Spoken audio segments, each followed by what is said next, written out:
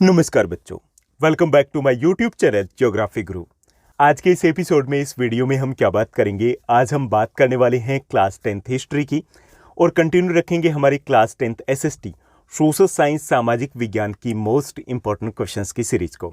ये जो हमारी मोस्ट इंपॉर्टेंट क्वेश्चंस की सीरीज है, एक्चुअली में ये हमारा रिवीजन बैच है और इस बैच के थ्रू हम अपने एग्जाम्स की जो फाइनल एग्जाम है उसकी प्रिपरेशन को फाइनल टच देने वाले हैं। ये जो हमारी मोस्ट इंपॉर्टेंट क्वेश्चंस की सीरीज है, इस सीरीज में क्या कुछ होता है। देखिए, इस सीरीज में हम 3 टाइप के क्वेश्चंस आपके लिए लेकर के आते हैं। कौन कौन से क्वेश्चंस? फर्स्ट टाइप के वो क्वेश्चंस जो आपके चैप्टर के मेन थीम या मेन कंसेप्ट से जुड़े होते हैं। जैसे कोई भी सब्जेक्ट लगा लीजिए, चाहे वो आपका एसएसटी हो, चाहे वो आपका साइंस हो, चाहे आपका मैथमेटिक्स हो, चाहे वो आपका इंग्लिश हो, हर सब्जेक्ट में 30% मोस्ट इंपॉर्टेंट टॉपिक्स होते हैं। और आपके एनुअल एग्जाम में जो आपका फाइनल एग्जाम होता है उसमें 75% जो क्वेश्चंस होते हैं वो इन्हीं 30% मोस्ट इंपॉर्टेंट टॉपिक से रिलेटेड होते हैं। ये कौन से टॉपिक होते हैं? वही टॉपिक जो आपके चैप्टर के मेन थीम या मेन कंसेप्ट से कनेक्टेड होते हैं। तो हमने सबसे ज़्यादा फोकस किया इस टाइप के टॉपिक्स के ऊपर और उनसे रिलेटेड क्वेश्चंस को इस सीरीज में इंक्लूड किया। ओके, ये हो गए पहले टाइप के क्वेश्चन। उसके बाद बात करते हैं सेकेंड टाइप के क्वेश्चंस। कौन से क्वेश्चंस रहेंगे? वो क्वेश्चंस जो आपके एनुअल एग्जाम में, आपके बोर्ड एग्जाम में कंटिन्यूसली रिपीट होते रहते हैं। जैसे अगर आप प्रीवियस ईयर्स के क्वेश्चन पेपर को चेक करोगे तो आपको दिखाई देगा कि काफ़ी सारे ऐसे क्वेश्चंस हैं जो हर बार आपके एग्जाम में रिपीट हो जाते हैं। लैंग्वेज थोड़ी बहुत ऊपर नीचे हो जाती है, बाकी वही क्वेश्चंस होते हैं एज इट इज़। तो वो क्वेश्चंस भी आपके लिए बहुत इंपॉर्टेंट होते हैं, तो उन क्वेश्चंस को भी हमने इस सीरीज में इंक्लूड किया है। उसके बाद बात आती है थर्ड टाइप के क्वेश्चंस की। थर्ड टाइप के क्वेश्चंस है value based questions. Value based questions कौन से होते हैं? जैसे देखिए, कोई भी चैप्टर जब आपकी एनसीईआरटी की बुक में इंक्लूड किया जाता है तो कुछ ना कुछ तो एक्सपेक्ट किया जाता है कि भाई ये चीज़ें स्टूडेंट्स के माइंड में आ जानी चाहिए, इतनी चीज़ें उनकी समझ में आ जानी चाहिए। मैसेज तो होता है ना कुछ कि इसलिए इस चैप्टर को इंक्लूड किया है। तो वो मैसेज से रिलेटेड जो क्वेश्चंस बनते हैं वो होते हैं वैल्यू बेस्ड क्वेश्चंस। ओके, तो वो क्वेश्चंस भी अभी रिसेंट पैटर्न के अकॉर्डिंग बहुत इंपॉर्टेंट होते हैं, तो उस टाइप के क्वेश्चंस को भी हमने इस सीरीज में इंक्लूड किया है। आज हम क्या बात करेंगे? आज का हमारा चैप्टर रहेगा क्लास 10th हिस्ट्री का 5th चैप्टर है, मुद्रण संस्कृति और आधुनिक दुनिया, print culture and the modern world. इस चैप्टर के सभी क्वेश्चंस है वो हम डिस्कस करने वाले हैं जो सबसे इंपॉर्टेंट रहेंगे। देखिए, जहाँ तक इंग्लिश मीडियम की बात है तो हम सभी चैप्टर्स, ऑल 5 चैप्टर्स है ऑलरेडी काफ़ी पहले पब्लिश कर चुके हैं, प्लेलिस्ट में जाकर के सर्च किया जा सकता है। हिंदी मीडियम का हमारा ये केवल लास्ट चैप्टर रहता है, यानी कि इससे पहले के 4 चैप्टर हम ऑलरेडी पब्लिश कर चुके हैं। तो क्या डिस्कस करेंगे? सबसे पहले हम 1 मार्कर क्वेश्चन की बात करेंगे, उसके बाद हम 2 और 3 मार्कर क्वेश्चन डिस्कस करेंगे और एंड में हम डिस्कस करने वाले हैं most important long answer type question जो इस चैप्टर से रिलेटेड रहेंगे। Let's begin. चलिए शुरुआत करते हैं हम आज के इस वीडियो की। और सबसे पहले हमें डिस्कस करना है इस चैप्टर से related most important 1 marker question के साथ। तो देखिए, फर्स्ट जो हमारा क्वेश्चन रहेगा, सबसे पहला हमारा क्वेश्चन है जो मोस्ट इंपॉर्टेंट रहेगा, उन देशों के नाम लिखिए जहां सबसे पहले छपाई तकनीक का विकास हुआ था। सिंपल सा क्वेश्चन है लेकिन इंपॉर्टेंट है कि उन देशों के हमें नाम बताने जहां सबसे पहले छपाई की तकनीक का विकास हुआ था। किस छपाई तकनीक की बात करें? देखिए, सबसे पहले चाइना में शुरुआत हुई थी। वुड ब्लॉक मतलब तख्ती की छपाई वाली कला। जैसे आपने ऑफिस में देखा होगा स्टैंप होती है, उसी टाइप की एक टेक्नोलॉजी होती, तकनीक होती थी, तो वो सबसे पहली छपाई की तकनीक थी। तो उसका विकास कौन से देशों में हुआ था ये हमें बताना है। तो वो देश थे चाइना। सबसे पहले चाइना में शुरुआत हुई थी, उसके बाद ये जापान और कोरिया में भी खूब चमकी थी। उसके बाद सेकंड हमारा क्वेश्चन है सुलेख क्या? भाई ये सब कुछ तो आपको ऑलरेडी पता होगा कि सुलेख क्या कहते हैं। सुंदर और स्टाइलिश लेखन की कला को सुलेख कहा जाता है। सुंदर और स्टाइलिश जो लेखन की कला है उसे सुलेख कहा जाता है। इसे इंग्लिश में हम कैलीग्राफी कहेंगे। देखिए, आपके दौर से पहले का जो दौर था, आपके पेरेंट्स का जो दौर था, उसमें एक तख्ती होती थी, बच्चे स्कूल में लेकर के जाते थे और उसके ऊपर लिखा करते थे, उसको बोलते थे सुलेख, मतलब सुंदर सुंदर लिखना। तो इसे ही हम सुलेख कहते हैं। इस वर्ड का भी अच्छा खासा यूज हुआ है आपके इस चैप्टर में। उसके बाद नेक्स्ट जो हमारा क्वेश्चन दिया गया, थर्ड हमारा क्वेश्चन है 1 मार्कर में।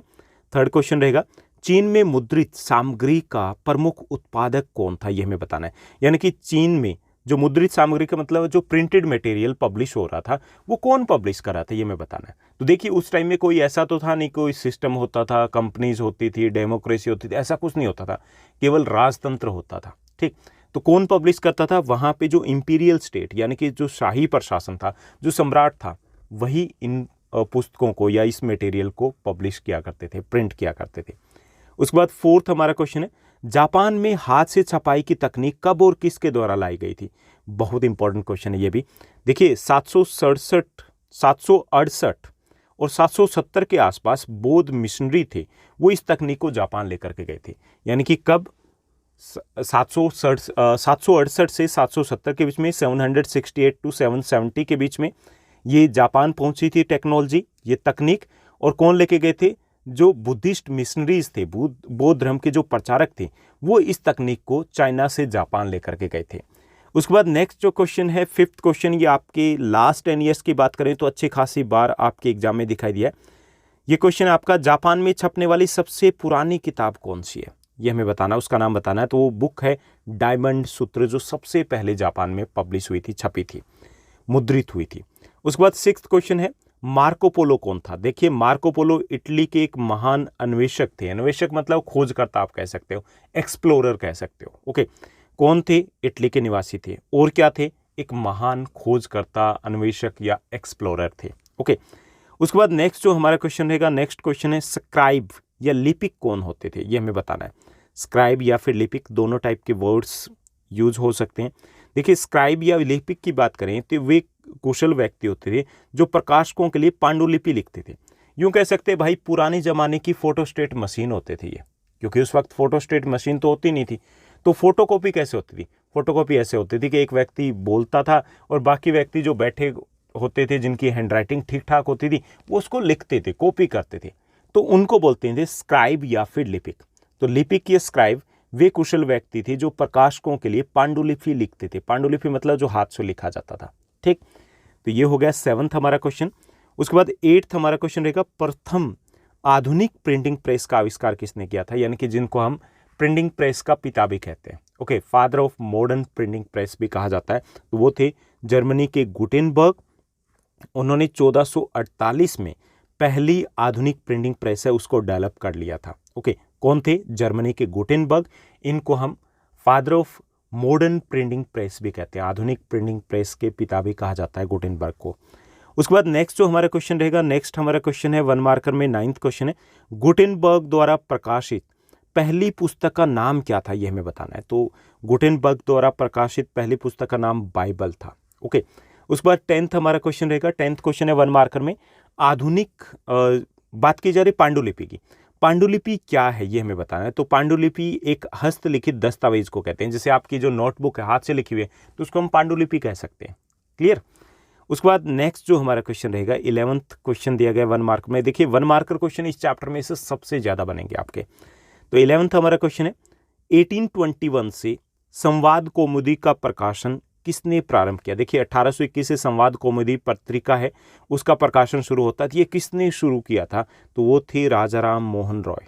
ओके, राजाराम मोहन रॉय, ये बहुत इंपॉर्टेंट है। राजाराम मोहन रॉय जो भारत के एक प्रमुख समाज सुधारक हुए हैं, तो उन्होंने 1821 से संवाद कौमुदी नामक पत्रिका का प्रकाशन शुरू किया था। उसके बाद 12th हमारा क्वेश्चन दिया गया, मार्टिन लूथर कौन था? तो वह एक जर्मन प्रोटेस्टेंट सुधारक था जो छपाई के पक्षधर में थे। यानी कि कौन थे? एक जर्मनी के विद्वान थे, ये प्रोटेस्टेंट सुधारक थे, ईसाई धर्म के सुधारक थे, और ये मुद्रण संस्कृति या छपाई के पक्षधर थे। इन्होंने कहा था ये ईश्वर की सबसे महानतम देन में से एक है जो मुद्रण संस्कृति है, इससे अज्ञानता दूर होगी। क्लियर? चलिए नेक्स्ट क्वेश्चन की बात करते हैं। नेक्स्ट हमारा क्वेश्चन दिया गया 13th क्वेश्चन है, 13वां हमें प्रश्न दिया गया। 13th क्वेश्चन है, बिब्लियोथिक ब्लू क्या थी, ये हमें बताना है। बिब्लियोथिक ब्लू क्या थी?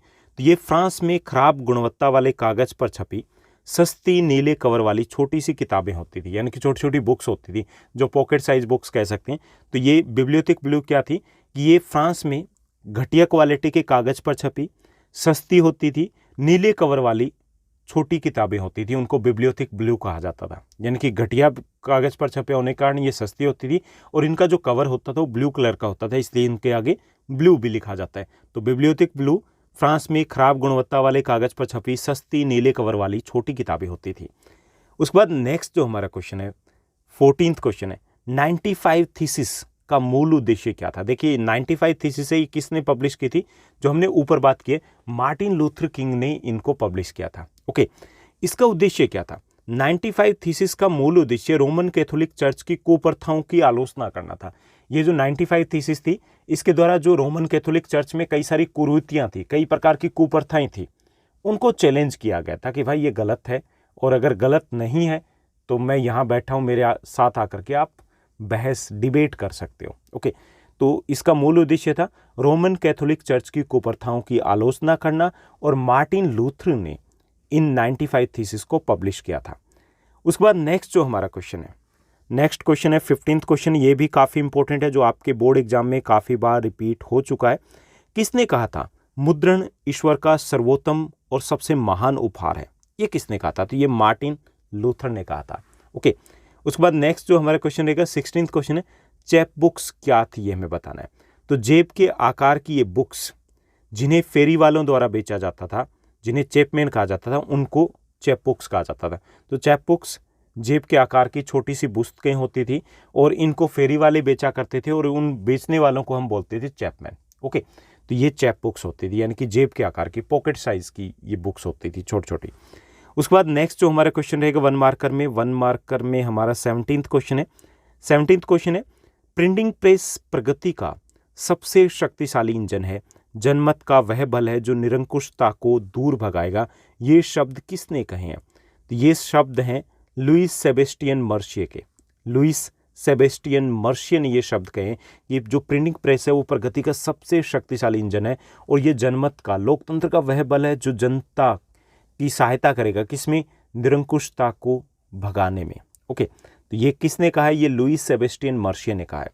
उसके बाद नेक्स्ट जो हमारा क्वेश्चन रहेगा 18th क्वेश्चन है, ऐसे 2 विद्वानों के नाम लिखिए जिनके लेखन ने फ्रांसीसी लोगों को क्रांति के लिए प्रेरित किया था, मोटिवेट किया था कि अंग्रेजों भारत छोड़ो। भाई अंग्रेज नहीं थे वहाँ, लेकिन उन्होंने कहा था कि हाँ देश के लिए कुछ कर गुजरेंगे। तो किसने मोटिवेट किया था? तो वो मोटिवेट करने वाले थे वोल्टेयर और रूसो। ओके, तो 2 विद्वानों के हमें नाम लिखने। उसके बाद 19th हमारा क्वेश्चन रहेगा, 19वां हमारा प्रश्न है, 19वीं सदी के किन्हीं 2 महिला उपन्यासकारों के नाम लिखने हैं जिनकी बात की गई इस चैप्टर में, तो है जेन ऑस्टिन और जॉर्ज एलियट। उसके बाद नेक्स्ट हमारा क्वेश्चन रहेगा 20th, शक्ति चालित बेलनाकार जो सिलेंड्रिकल प्रेस है उसका आविष्कार किसने किया था? तो वो थे न्यूयॉर्क के रिचर्ड एम हो, उन्होंने आविष्कार किया था। बहुत बड़ा चेंज था, ये भी एक नया इन्वेंशन था, और इस इन्वेंशन ने भी जो हमारी प्रिंटिंग कल्चर है उसको चेंज कर दिया था। न्यूयॉर्क के रिचर्ड एम हो, ये जो शक्ति चालित बेलनाकार प्रेस थी, इससे स्पीड बढ़ गई थी। ओके, उसके बाद नेक्स्ट जो हमारा क्वेश्चन रहेगा, अगला हमारा प्रश्न दिया गया 21st क्वेश्चन है, भारत में सर्वप्रथम प्रिंटिंग प्रेस कब और कहाँ आया था, ये हमें बताना है। तो देखिए, भारत में सबसे पहले जो प्रिंटिंग प्रेस है वो 16वीं शताब्दी में, जो 16th सेंचुरी है, उसमें पुर्तगाली जो मिशनरी थे उनके साथ आया था, और कहाँ पहुंचा था? गोवा पहुंचा था। ओके, तो भारत में सबसे पहले प्रिंटिंग प्रेस है वो 16वीं शताब्दी में पुर्तगाली मिशनरियों के द्वारा गोवा में लाया गया था। ओके, उसके बाद नेक्स्ट हमारा क्वेश्चन रहेगा, भारत में छपने वाली पहली साप्ताहिक जो पत्रिका, उसका नाम और प्रकाशक का नाम बताना। देखिए, भारत में जो सबसे पहली जो वीकली मैगजीन पब्लिश हुई थी, और उसके जो पब्लिशर, जो एडिटर थे, उनका नाम हमें बताना है। तो जेम्स ऑगस्ट हिक्की द्वारा पब्लिश्ड बंगाल गजट हमारी पहली वीकली मैगजीन थी, और उसके एडिटर कौन थे? James August Hickey. बहुत इंपॉर्टेंट है ये क्वेश्चन भी। उसके बाद नेक्स्ट जो हमारा क्वेश्चन रहेगा 23rd हमारा क्वेश्चन है, पहला भारतीय समाचार पत्र कौन सा था और किसके द्वारा प्रकाशित किया गया था, ये हमें बताना है।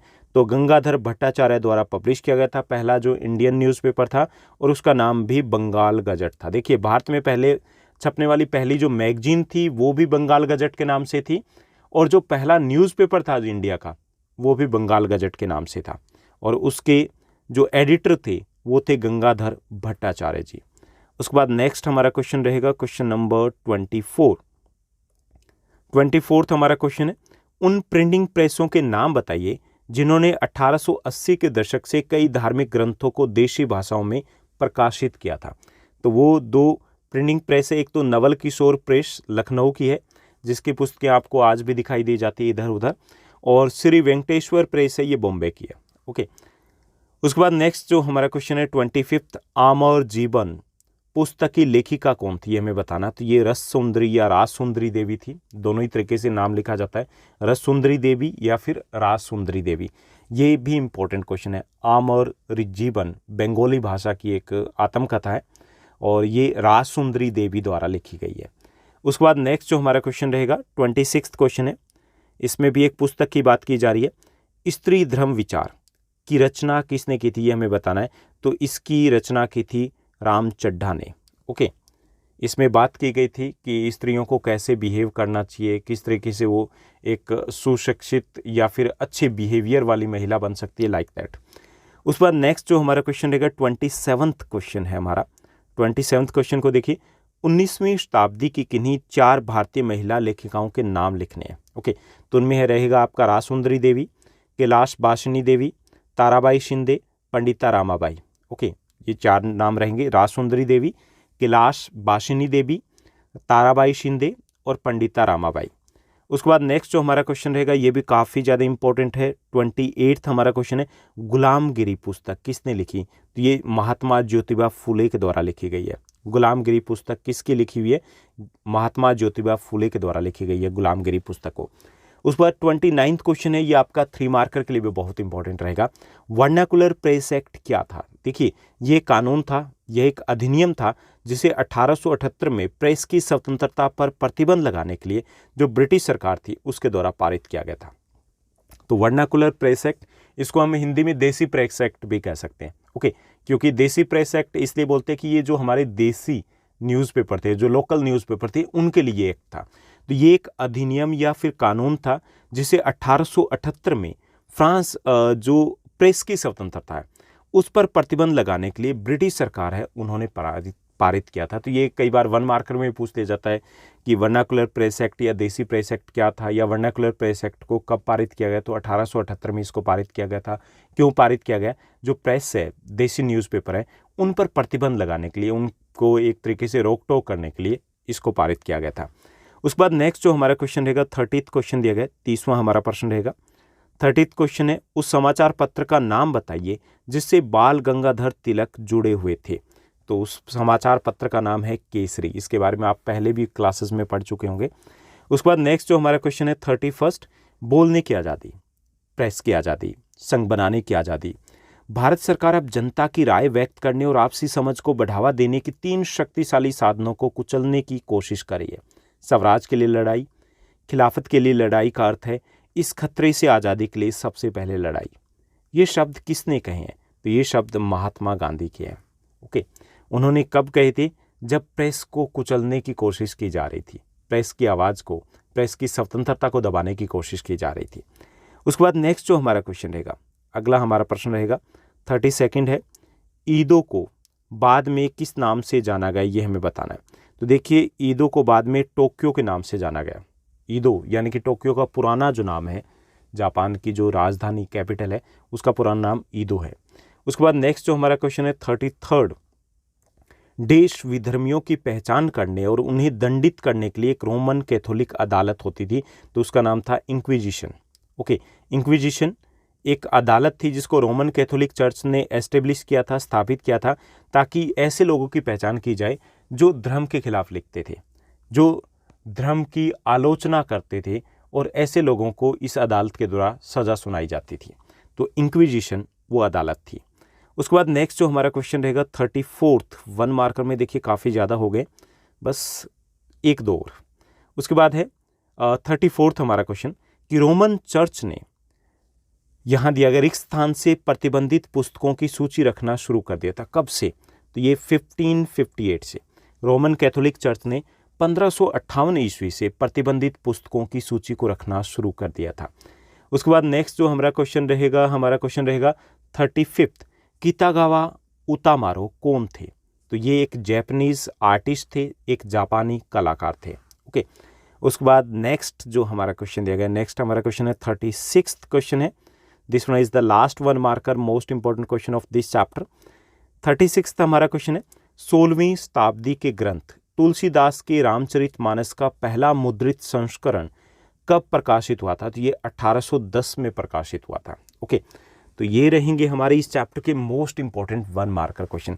अब हम नेक्स्ट सेगमेंट में बात करेंगे इस चैप्टर के मोस्ट इंपॉर्टेंट 2 और 3 मार्कर क्वेश्चन की। तो इसमें रहेंगे हमारे शॉर्ट आंसर टाइप क्वेश्चन। इसमें देखिए, पहला जो हमारा क्वेश्चन दिया गया कि भारत में छपाई के युग से पहले की जो हस्तलिखित पांडुलिपियाँ थी उनकी कोई 4 विशेषताएं बतानी। देखिए, छपाई के युग से पहले क्या होता था? पांडुलिपियाँ होती थी। पांडुलिपियाँ मतलब हाथों से लिखी हुई पुस्तकें होती थी। उनकी 4 विशेषताएं बतानी है। क्लियर? बहुत इंपॉर्टेंट क्वेश्चन है ये भी, 5 मार्कर में भी पूछा जा सकता है। तो पहला ये कि जो पांडुलिपियां होती थी उनके पृष्ठों को खूबसूरती से चित्रित किया जाता था, जैसे लिखा गया, फिर जो साइड में जगह रहती थी, हाशिया होता था, उसको चित्रित किया जाता था। पहली विशेषता ये होती थी कि पांडुलिपियों के पृष्ठों को खूबसूरती से चित्रित किया जाता था। दूसरा ये कि पांडुलिपियां स्थानीय भाषाओं में भी उपलब्ध होती थी, जो लोकल लैंग्वेज थी उसमें भी अवेलेबल थी। ये काफ़ी महंगी होती थी क्योंकि इसमें बहुत ज़्यादा समय लगता था, मेहनत लगती थी, तो इसलिए बहुत महंगी, काफ़ी ज़्यादा महंगी होती थी। ये बहुत नाजुक होती थी, नाजुक मतलब ये जल्दी ख़राब हो जाती थी, नष्ट हो जाती थी। आप भी देखते होंगे नोटबुक लिखते हो तो जब तक वो नोटबुक पूरी भरती है तब तक जाते जाते उसके मतलब हड्डियाँ वगैरह है वो दिखनी शुरू हो जाती हैं, ऐसा ही होता ना। तो ऐसा ही उन पांडुलिपियों के साथ होता था।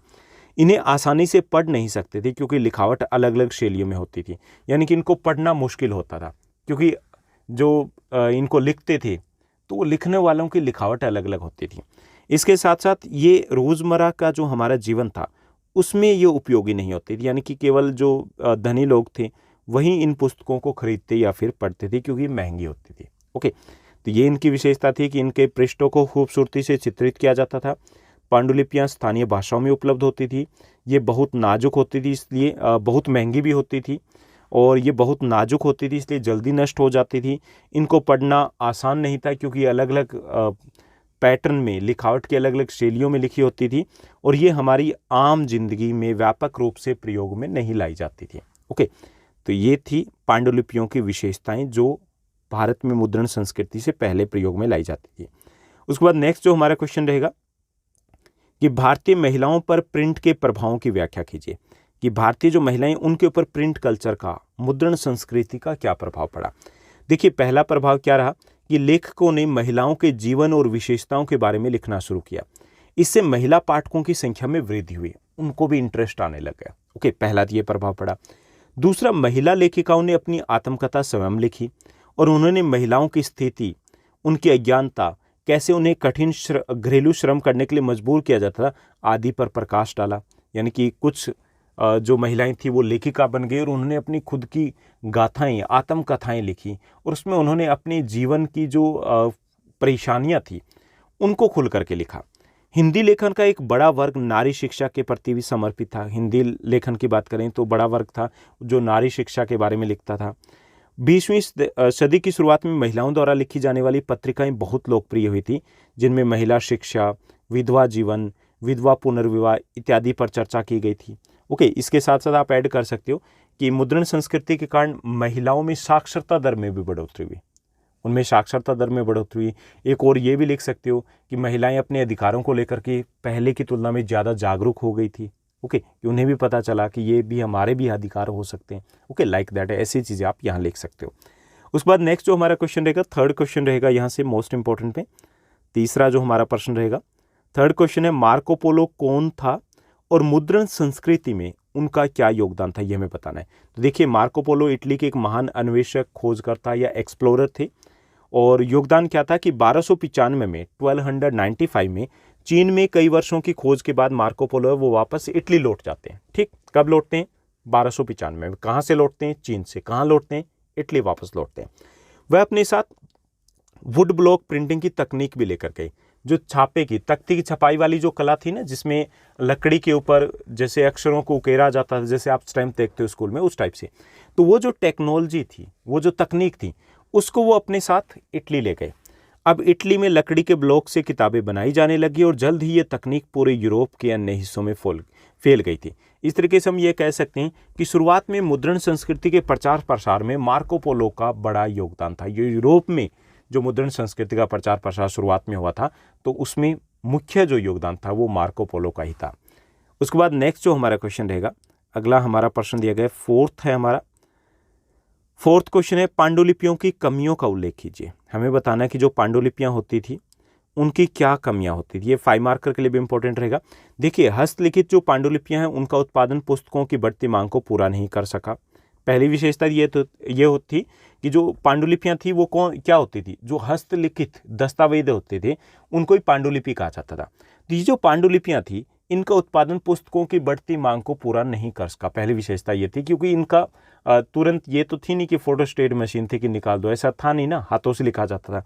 तो पहला तो ये था कि इनका उत्पादन सीमित होता था। ठीक, दूसरी इनकी विशेषता थी कि कॉपी करना बहुत महंगा होता था उस वक्त। महंगा मतलब कि एक व्यक्ति की ज़रूरत होती थी, वो उसको लिखता था, तो ये बहुत महंगा था, यानी कि पांडुलिपियाँ बहुत महंगी होती थी। इसमें अत्यधिक श्रम की आवश्यकता होती थी, मेहनत बहुत लगती थी, इनमें समय बहुत अधिक लगता था। पांडुलिपियाँ नाजुक होने के कारण जल्दी नष्ट भी हो जाती थी, इन्हें संभालना भी बड़ा मुश्किल था। ओके, और इन्हें इधर से उधर नहीं ले जाया जा सकता था। इनको आसानी से भी नहीं पढ़ सकते थे। क्यों नहीं पढ़ सकते थे? क्योंकि ये अलग अलग लिखावट में, यानी कि अलग अलग शैलियों में लिखी होती थी। ओके, तो ये सब कुछ बता दोगे तो काफ़ी रहेगा कि पांडुलिपियों की क्या विशेषताएं होती थी, और ये विशेषताएं थी ही वास्तव में उनकी कमियां थी। उसके बाद नेक्स्ट जो हमारा क्वेश्चन रहेगा 3 मार्कर में, जोहान गुटेनबर्ग कौन था और मुद्रण के इतिहास में उनकी भूमिका क्या रही है हमें बताना है।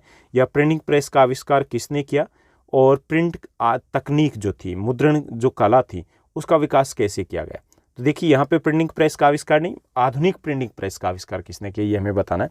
तो देखिए गुटेनबर्ग एक जर्मन विद्वान थे, और गुटेनबर्ग एक व्यापारी का बेटा था, और बचपन से उसने शराब और जैतून की प्रेस देखी थी। ओके, और गुटेनबर्ग प्रेस का आविष्कार 1448 में जोहान गुटेनबर्ग द्वारा जैतून और वाइन प्रेस के आधार पर ही किया गया था। यानी कि जो बचपन में वो देखते आ रहे थे उन्हीं पर बेस्ड थी उनकी गुटेनबर्ग प्रिंटिंग प्रेस।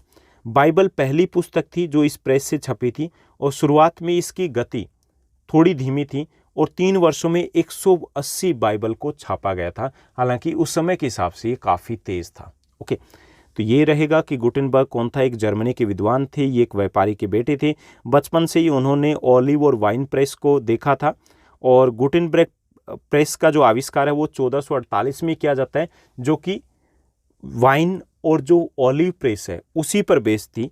और इस प्रिंटिंग प्रेस से जो पहली पुस्तक पब्लिश की गई थी वो बाइबल थी।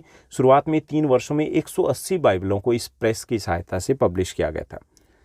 उसके बाद नेक्स्ट जो हमारा क्वेश्चन है, ये आपका टेक्सुअल का पहला क्वेश्चन रहेगा। आपके जो एनसीईआरटी के क्वेश्चन आंसर दिए गए उसमें भी दिया गया सबसे पहला क्वेश्चन यही है कि वुड ब्लॉक प्रिंटिंग कला 1295 के बाद यूरोप में आई। कारण बताइए, हमें कारण बताना कि ऐसा क्यों हुआ, उससे पहले क्यों नहीं आई, उसी वक्त क्यों आई। ओके, तो 1295 में 1295 में एक महान खोजकर्ता मार्को पोलो चीन में कई वर्षों की खोज के बाद इटली लौटा। वह अपने साथ वुड ब्लॉक प्रिंटिंग की तकनीक लेकर के गया। इटली ने लकड़ी के ब्लॉक से उत्पादन करना शुरू कर दिया, और जल्द यह तकनीक पूरे यूरोप में फैल जाती है। इसीलिए ये 1295 में ही यूरोप में पहुंची थी, क्योंकि इसको लेके आया था वो बंदा था मार्को पोलो, और वो 1295 में ही इटली वापस लौटा था। उसके बाद नेक्स्ट जो हमारा क्वेश्चन रहेगा ये काफ़ी ज़्यादा इंपॉर्टेंट रहेगा आपके लिए। नेक्स्ट क्वेश्चन है 1878 का जो वर्नाकुलर प्रेस एक्ट था, या जिसको आप देसी प्रेस एक्ट भी कह सकते हो, इससे ये सरकार का एक दमनकारी कदम था। कैसे हमें बताना है, या फिर इस सीधा भी पूछा जा सकता है कि देसी प्रेस एक्ट के बारे में आप क्या जानते हो। क्लियर? तो ब्रिटिश सरकार स्थानीय भाषा के समाचार पत्रों को अपने शासन के लिए खतरा मानने लगी थी, स्पेशली कब 1857 की क्रांति के बाद। उन्हें लगा कि ये जो देशी भाषाई जो न्यूज़पेपर वगैरह है, पत्रिकाएं वगैरह, ये लोगों को भड़काते हैं हमारे खिलाफ। तो ब्रिटिश सरकार स्थानीय भाषा के समाचार पत्रों को अपने शासन के लिए खतरा मानने लगी थी, इसलिए 1878 में वर्नाकुलर प्रेस एक्ट को पारित किया गया था। इस एक्ट ने सरकार को देशी न्यूज़पेपर जो समाचार पत्र थे उनको सेंसर करने का व्यापक अधिकार दे दिया था। किसी भी रिपोर्ट के लिए जो ब्रिटिश सरकार के लिए विरोधी होती थी, यानी ब्रिटिश शासन विरोधी साबित होती थी, सबसे पहले न्यूज़पेपर को चेतावनी दी जाती थी, और दूसरी गलती के लिए प्रेस और मशीनरी को जब्त करने तथा सजा का प्रावधान किया गया था इस एक्ट में। ओके, तो ये था वर्नाकुलर प्रेस एक्ट। इसको वर्नाकुलर इसलिए बोलते हैं क्योंकि हिंदी में इसका मतलब होता है देसी प्रेस एक्ट। ये केवल जो इंडियन न्यूज़पेपर थे उनके लिए था, इसलिए इसको वर्नाकुलर प्रेस एक्ट का नाम दिया गया।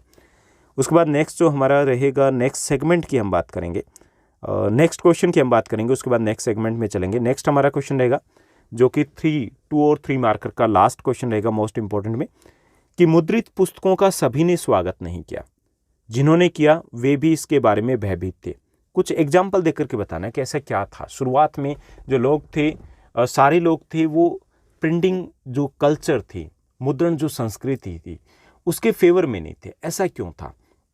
तो देखिए, कई लोगों का मत था कि मुद्रित शब्दों और पुस्तकों के व्यापक प्रचार प्रसार से लोगों के मन पर नकारात्मक प्रभाव पड़ेगा। कई लोगों को ये मानना था कि जैसे जैसे पुस्तकें वो पब्लिश होगी, लोगों तक पहुंचेगी, तो कई सारे लोग हैं उनका माइंडसेट नेगेटिव हो सकता है, ऐसा लगता था।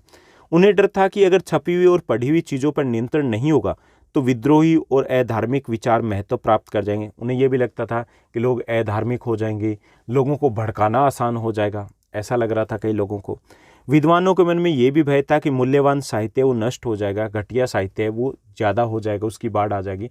तो इस टाइप के भय थे, इसलिए सारे लोग जो थे वो मुद्रण संस्कृति की शुरुआत में पक्ष में थे, उसका वेलकम नहीं किया था। तो ये रहेंगे हमारे इस चैप्टर के most important short answer type questions.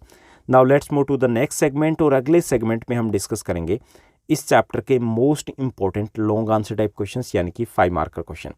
इसमें देखिए फर्स्ट हमारा क्वेश्चन रहेगा कि 19वीं शताब्दी के बाद से मुद्रण तकनीक में सुधार लाने वाले कुछ आविष्कारों पर प्रकाश डालिए। ओके, 19वीं शताब्दी के बाद मुद्रण जो संस्कृति या तकनीक थी उसमें सुधार लाने वाले कुछ आविष्कार थे, वो हमें बताना है कौन कौन से आविष्कार किए गए थे जिसके बाद ये प्रिंट टेक्नोलॉजी काफ़ी इंप्रूव हुई थी। तो इसमें पहला था धात्विक प्रेस, मेटलिक प्रेस हम बोल सकते हैं।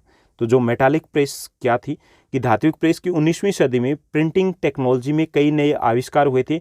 उनमें से सबसे महत्वपूर्ण था वो कि प्रेस अब धातु से बना होता था। ओके, इससे गुणवत्ता में बढ़ोतरी हुई थी, जो क्वालिटी थी प्रिंट की वो बेटर हुई थी, इंप्रूव हुई थी। उसके बाद सेकंड जो आविष्कार था, इन्वेंशन था, वो था rotary printing press. Richard M Hoe ने रोटरी प्रिंटिंग प्रेस का आविष्कार किया था, जो पुराने प्रिंटिंग प्रेस की तुलना में बहुत तेज था और नया प्रेस प्रति घंटे 8000 शीट प्रिंट कर सकता था। तो इसने जो गति स्पीड थी उसको इम्प्रूव किया। उसके बाद तीसरा जो आविष्कार था 19वीं सदी के अंत में ऑफसेट प्रेस है, उसका विकास हुआ था, जिससे एक ही समय में 6 रंगों में प्रिंट हो सकता था। तो ये भी एक बड़ा इन्वेंशन था प्रिंटिंग प्रेस में।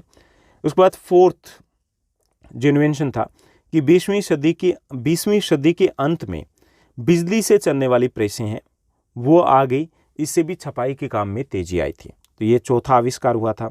उसके बाद कुछ और अगर आविष्कारों की बात करें तो 20वीं सदी में अन्य कई आविष्कार हुए थे, आविष्कार व सुधार हुए थे, जैसे पेपर फीडिंग के तरीकों में सुधार हुआ, प्लेटों की गुणवत्ता बेटर हुई, स्वचालित पेपर रील है इनका प्रयोग होना शुरू हो गया।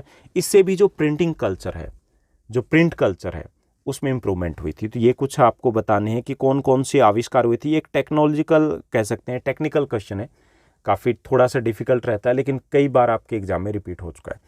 उसके बाद नेक्स्ट जो हमारा क्वेश्चन रहेगा, सेकंड क्वेश्चन रहेगा लॉन्ग आंसर टाइप क्वेश्चन में, दूसरा हमारा प्रश्न रहेगा मुद्रण संस्कृति ने भारत के विभिन्न हिस्सों में समुदायों और लोगों को जोड़ने में कैसे मदद की।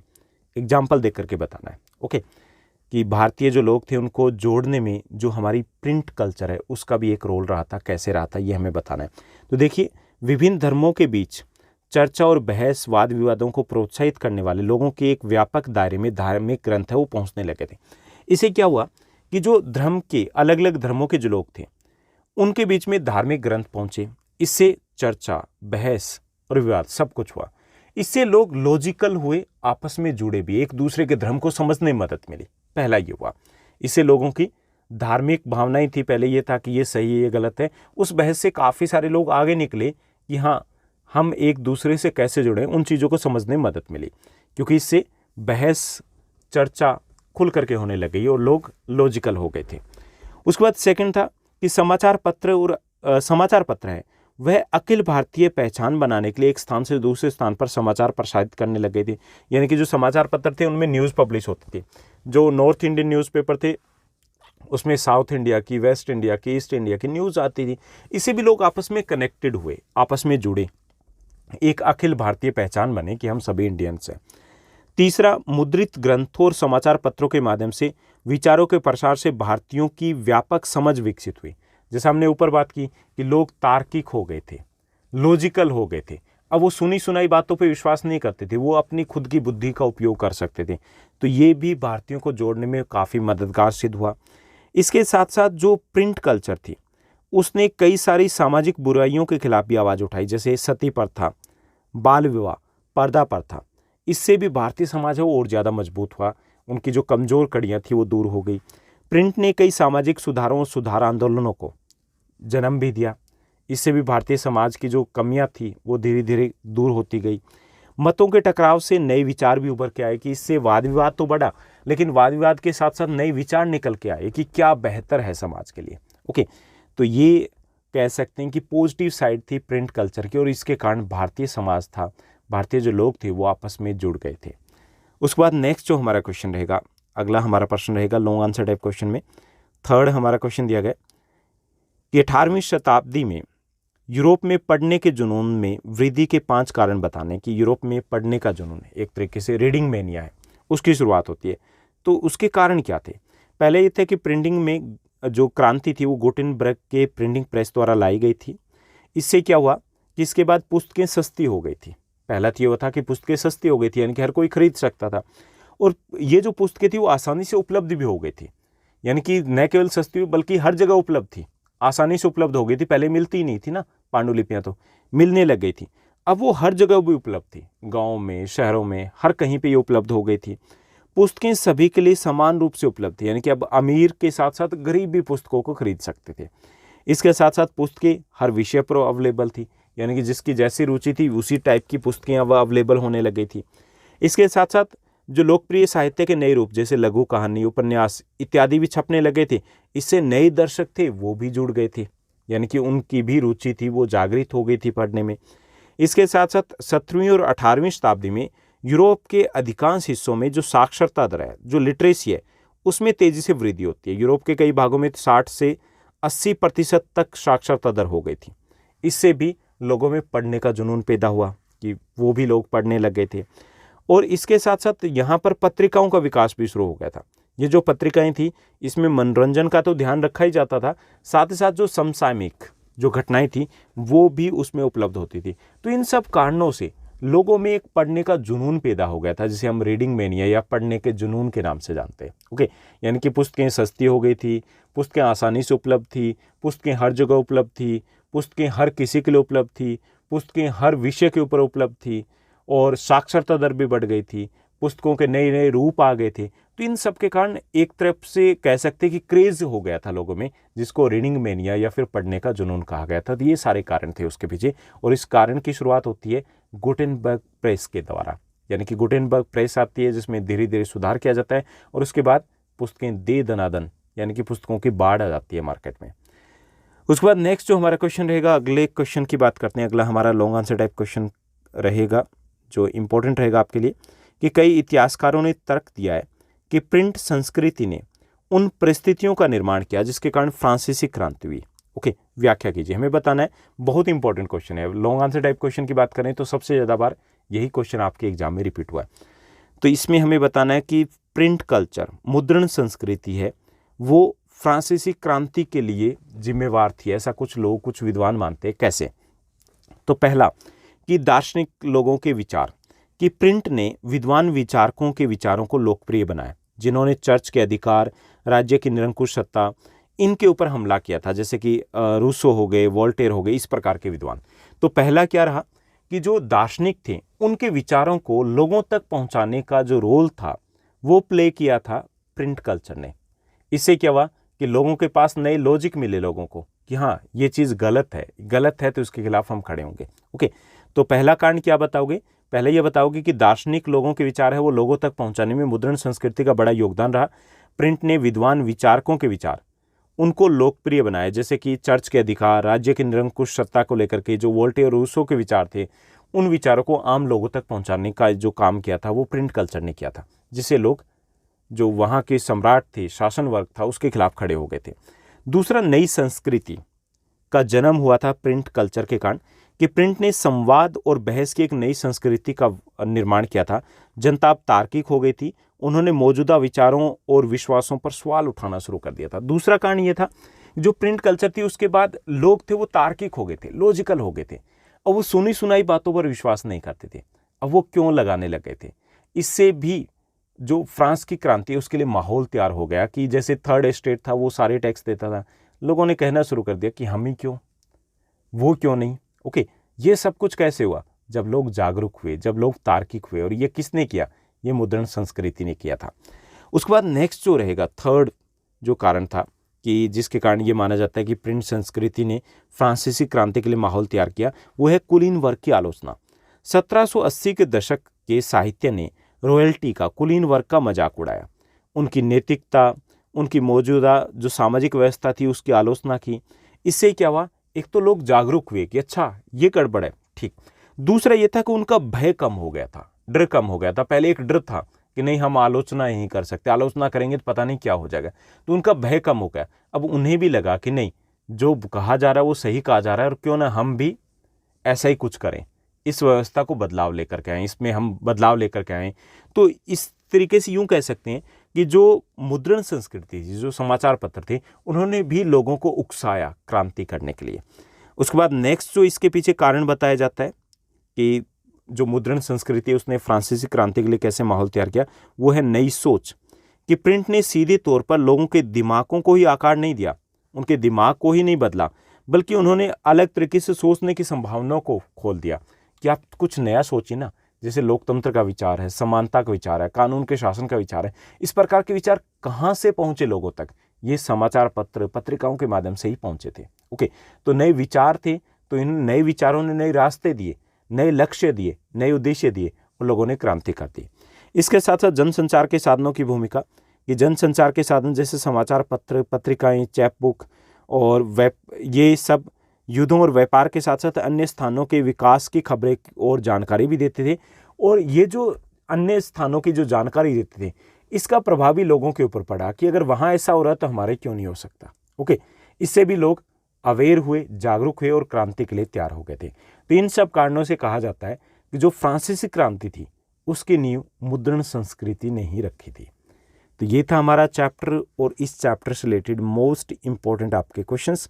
होपफुली ये वीडियो आपके लिए काफ़ी ज़्यादा इंपॉर्टेंट रहेगा। इसके साथ साथ आपका जो क्लास 10th का जो ज्योग्राफी और हिस्ट्री का जो टोटल आपका मैप वर्क है, उसके लिए मैंने अलग से एक सिंगल वीडियो पब्लिश कर दिया। हालांकि पहले भी एक वीडियो आ चुकी थी, सिंगल वीडियो आप पब्लिश कर दिए, तो उसमें आप मैप वर्क की प्रैक्टिस कर सकते हो, क्योंकि मैप वर्क भी आपके लिए बहुत इंपॉर्टेंट रहने वाला है। टोटल 5 मार्क्स का रहेगा। इस वीडियो में हमने क्या डिस्कस किया? इस वीडियो में हमने डिस्कस किया पहले तो मैप वर्क का सिलेबस, और उसके बाद मैप वर्क का सॉल्यूशन आपको दिया गया। ओके, अगर ये वीडियो आपको अच्छी लगी तो इस वीडियो को लाइक और शेयर ज़रूर कीजिएगा, और हाँ, एक छोटा सा कमेंट भी कीजिएगा। आज के लिए बस इतना ही। Thank you, bye bye, have a nice day.